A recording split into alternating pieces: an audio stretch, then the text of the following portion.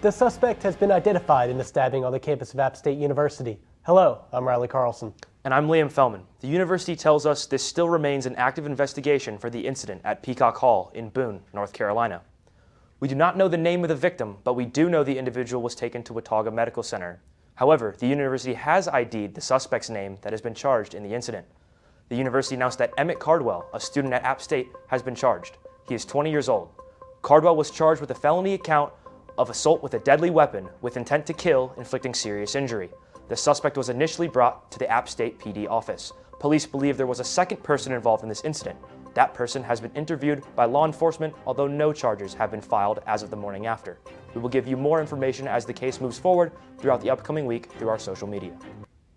University officials stated the stabbing took place in the area of Peacock Hall, which houses the business students at App State. Eyewitnesses told AWN a person stabbed an individual just past the noon hour on Thursday, April 12th. That same eyewitness told us he helped the victim on a bench outside of Peacock Hall until the medics arrived. The victim was taken in an ambulance to the hospital.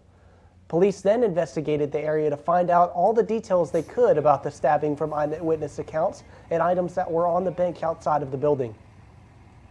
The suspects were later found at the courtyard on Marriott on Highway 105 at Blowing Rock Road. The suspects fled the scene in a black Toyota convertible, according to App State Police.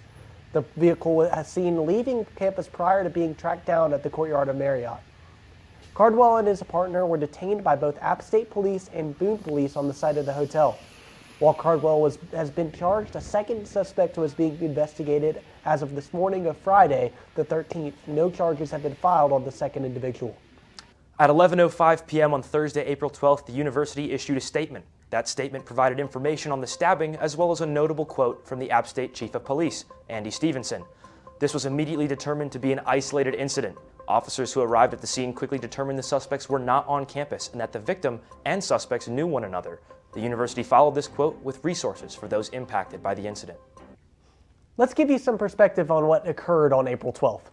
At 12:23 p.m., App State sent out an emergency alert notifying campus that a stabbing had taken place in the area of Peacock Hall. The suspect fled in a convertible black Toyota. At 12:24 p.m., AWN correspondents watched the ambulance pulling away from the scene.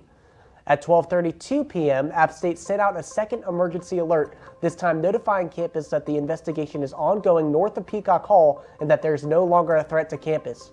At 1:24 p.m., App State sends out their third alert that reiterates the message they sent a little under an hour prior. Finally, at 1:47 p.m., a person was seen being detained by App State Police at their campus headquarters.